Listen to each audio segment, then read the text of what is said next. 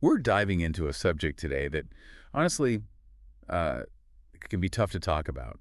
But it's one of those things, that needs our attention. We're talking about gender-based violence. It's something that unfortunately touches so many lives, and it's more than just the statistic, right? It's about understanding the why, not just the what. And you've all been asking for a deep dive on this, so we're going to unpack it. The different forms it takes, how widespread it actually The is. root causes, the lasting impacts, it's a lot. Yeah, it really is. Okay, so first things first. When we say gender-based violence, what are we actually talking about? So it's not just individual acts of violence, it's bigger than that. We're talking about unequal power dynamics between genders. Like, at its core, that's what we're dealing with. And those power dynamics, unfortunately, can manifest in so many different ways, right? It's not always like the most obvious thing. Exactly. People often, when they hear violence, they think, okay, physical, hitting, pushing, that sort of thing. And that is like a huge part of it. Absolutely. But it's like just the tip of the iceberg. You've also got sexual violence. Right. And that can range from assault, harassment, to being pressured or coerced into something that you don't want to do. And it can be, harder to see, harder to spot, right? Because Uh, it's not always as in your face, like as a black eye, Absolutely.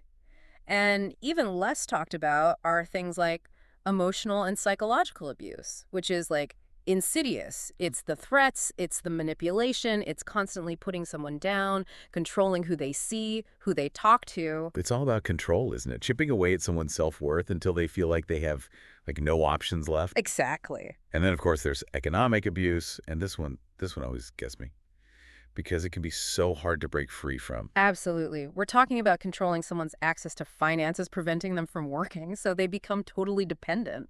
It's like this horrible web, isn't it? Like all these different forms of abuse, they all get so tangled together, and it can feel impossible to break free. And the truly terrifying thing is, it's not a problem isolated to one part of the world or one type of community. This is a global epidemic. It really is. I mean, the World Health Organization did a study, and one of the stats they found was that 1 in 3 women globally Hmm. will experience some form of physical or sexual violence in their lifetime. Just let that sink in for a second. It's a staggering number, Yeah. and it underscores the urgency. This isn't just something happening out there. This is happening to our mothers, our sisters, our friends. Exactly. So we're looking at this massive problem Oh. affecting literally millions of people. But why? What are the root causes here? What is it about like our world, our cultures that allows this to keep happening? I think a lot of it boils down to societal norms and these like really deep-seated power structures that have been around for generations. The patriarchy, for example. It's like these unspoken rules about how men and women, boys and girls are supposed to behave. Right. Exactly. And these norms often create this really dangerous idea that one gender is just inherently superior or dominant, which then kind of creates this permission structure for violence against the inferior gender. So it's like these norms create an environment where this kind of behavior is seen as, if not okay, then like not a big deal. In a way, yeah. And then you add other factors on top of that. Economic inequality, for example. If someone is financially dependent on their abuser, it can be that much harder to leave to get to safety. And then you've got cultural practices that normalize violence, Hmm. limited access to education, lack of legal protections. Like all these things just compound on each other. Exactly. They all work together to create this environment where gender-based violence can thrive. And then you have to consider the long-term impact of all of this. This isn't something that just ends when the violence stops. Right, because the trauma, both physical and emotional, stays with someone. Absolutely. I mean, we're talking PTSD, depression, anxiety. Those are all incredibly real consequences, and they Yeah. can affect every aspect of a survivor's life: relationships, work, physical health. And going back to those less visible forms of abuse we talked about, the emotional manipulation, the constant control, those have a very real and lasting impact too, don't they? Absolutely.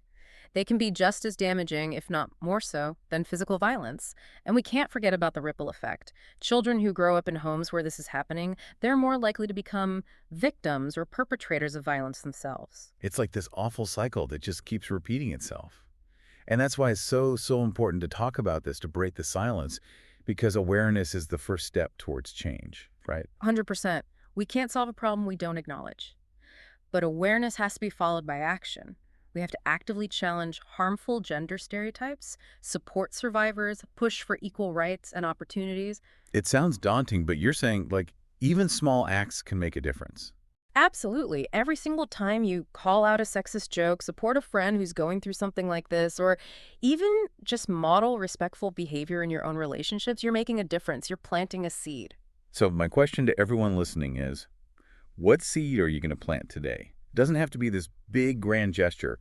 Start small, start where you are, because even the smallest act can create ripples of change.